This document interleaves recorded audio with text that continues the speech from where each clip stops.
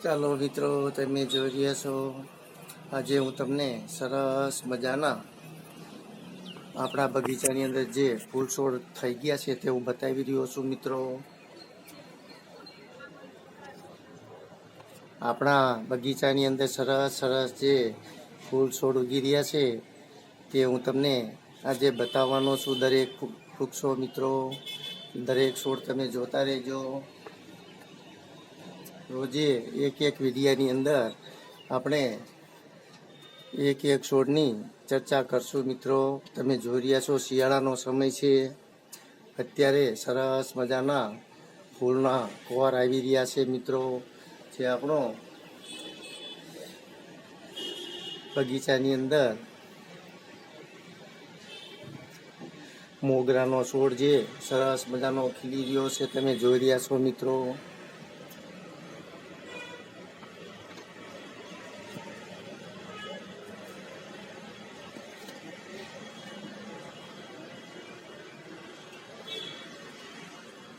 ચાલો તો હવે આપણે રસોડામાં જઈએ અને સરસ મજાની જે આજે આપણે રેસીપી બનાવવાના છીએ તે હું તમને બતાવીશ. મિત્રો, આખો વિડીયો નિરાતે જોઈજો. મિત્રો,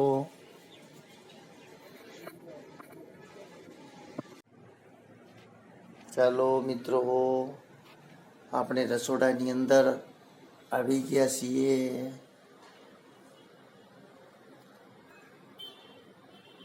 આજે આપણે સરસ મજાની જે રેસીપી બનાવવાના છીએ તે હું તમને બતાવવાનો છું. મિત્રો, ચાલો તો આપણે પૂરેપૂરી તમે રેસીપી જોઈજો. સરસ મજાની જે રેસીપી આપણે બનાવવાના છીએ તેનું નામ છે મસાલેદાર રીંગણની ચિપ્સનું શાક. એટલે કે સરસ મજાની મસાલેદાર રીંગણની ચિપ્સ બનાવવાની છે. મિત્રો, તેની સાથે સાથે આપણે બાજરીનો રોટલો પણ જમવાના છીએ. મિત્રો, તો તમે મારી આ આખી રેસીપી જોઈજો. મિત્રો, ખાવામાં ખૂબ જ સ્વાદિષ્ટ બનતી હોય છે. તો તમે પણ ક્યારેક આ રીતે આખા વિડીયો જોઈને સરસ મજાની રીંગણની ચિપ્સ બનાવજો. મિત્રો, કારણ કે તે ખૂબ જ ખાવાની મજા આવતી હોય છે, સ્વાદિષ્ટ હોય છે અને આંગળા ચાટી જવાનું મન થાય એટલી સરસ મજાની બનતી હોય છે. મિત્રો, તો ચાલો હવે આપણે તેની અંદર જે વાનગી લેવાની છે બતાવું. રીંગણા છે, મરચાં છે તીખા, આદુનો એક ટુકડો છે, લસણનો એક ગાંગડો છે, એક ટામેટું છે અને આપણી ઘરની વાડીનો સરસ મજાનો તાજો લીમડો છે. મિત્રો, તો ચાલો હવે આપણે રેસીપી બનાવવાનું ચાલુ કરીએ. મિત્રો, ચાલો મિત્રો, આપણે રીંગણની મસાલેદાર જે ચિપ્સ બનાવવાની છે તેના માટે આપણે તેલ ગરમ કરવા મૂકી દીધેલું છે. તેલ પણ આવી ગયું છે. હવે આપણે તેમાં સરસ મજાની જે આપણે રીંગણની આ રીતે ચિપ્સ બનાવી લીધેલી છે. મિત્રો, તે ચિપ્સને આ રીતે સરસ રીતે કટિંગ કરી લેવાનું છે.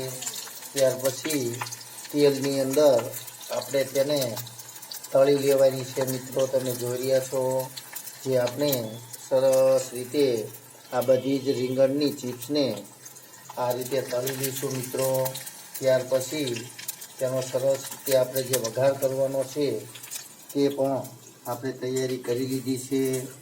તમે જોઈ રહ્યા છો તેમાં લસણ પણ ટુકડા કરવાના છે થોડાક અને થોડીક આખી કળી રવા દેવાની છે. મિત્રો, તેમજ ટમેટાના પણ આ રીતે જ ટુકડા કરશું. તેમજ મરચાંને પણ આ રીતે જ કટિંગ કરવાનું છે. મિત્રો, કારણ કે તેનો વઘાર ચિપ્સનો આ વઘારમાં ટુકડા છે તો સ્વાદ સરસ મજાનો આવતો હોય છે. મિત્રો, તો ચાલો હવે તમે જોઈ રહ્યા છો સરસ મજાની ચિપ્સ આપણી તળાઈને તૈયાર થઈ ગઈ છે.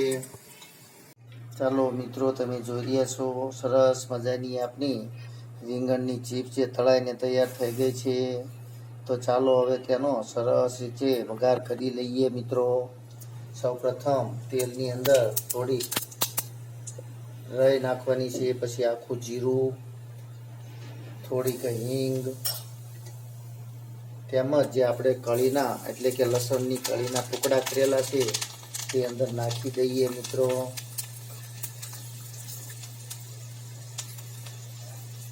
ત્યાર પછી આપણે જે તળીને તૈયાર કરેલી છે તે રીંગણની અંદર નાખી દેવાના છે મિત્રો.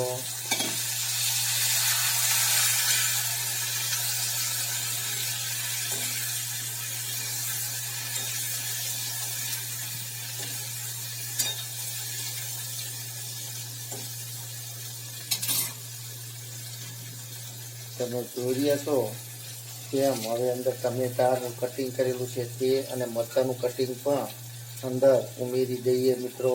ત્યાર પછી સ્વાદ પ્રમાણે તેમાં મીઠું ઉમેરી દઈએ. ત્યાર પછી થોડીક હળદર, તેમજ તીખું મરચું અને ધાણા જીરું, તો ધાણા જીરું થોડુંક નાખી દઈએ અને તીખું મરચું પણ નાખેલું છે મિત્રો. હવે તેને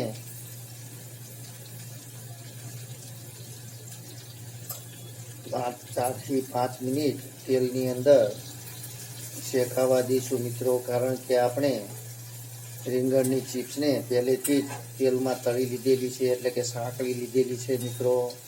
તો ચાલો થોડીક વાર સુધી તેને તેલની અંદર જ આ રીતે તૈયાર થવા દઈશું મિત્રો. ચાલો મિત્રો, તમે જોઈ રહ્યા છો આપણી સરસ મજાની રીંગણની ચિપ્સ બનાવવાની છે. તેની સાથે જમવા માટે એક સરસ મજાનો બાજરીનો રોટલો પણ બનાવવાના છીએ મિત્રો, જે તમે જોઈ રહ્યા છો. અને આપણે જે રીંગણની ચિપ્સને તેલમાં સડવા દેવાનું છે આ રીતે મિત્રો. ઉપર થોડું પાણી લઈને, કારણ કે ચિપ્સની અંદર એક ટીપું પણ પાણી આપણે નાખવાનું નથી મિત્રો, પરંતુ તેની ઉપર ટાંકીની ડીશમાં થોડું પાણી રાખજો કે જેથી કરીને તેને ફક્ત વરાળથી જ છેડવવાનું હોય છે મિત્રો. ચાલો આપણો રોટલો પણ તૈયાર થઈ ગયો છે મિત્રો.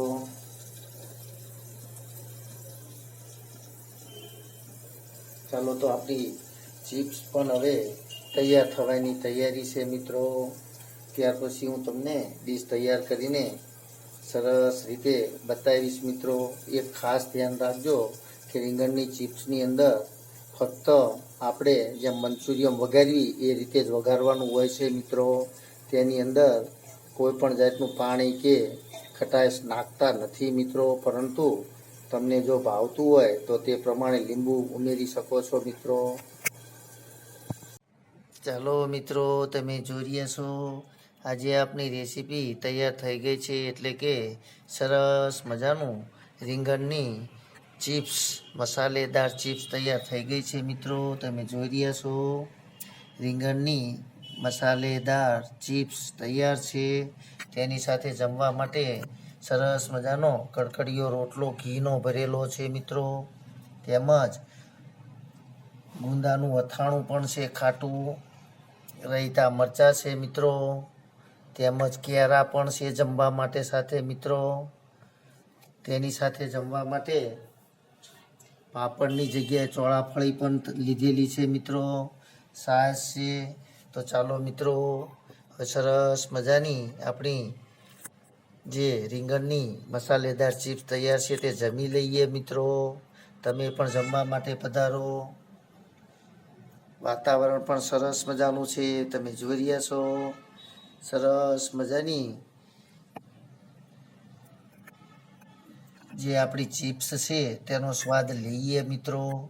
ચાલો તો તમને મારી આ રેસીપી પસંદ આવી હોય તો લાઈક કરજો, શેર કરજો અને સબસ્ક્રાઈબ કરજો, કે જેથી કરીને હું તમને આવા નવા શાકના વિડીયો બનાવીને મોકલતો રહું મિત્રો. ચાલો તો જમી લઈએ. જય માતાજી, જય યોગેશ્વર ભગવાન.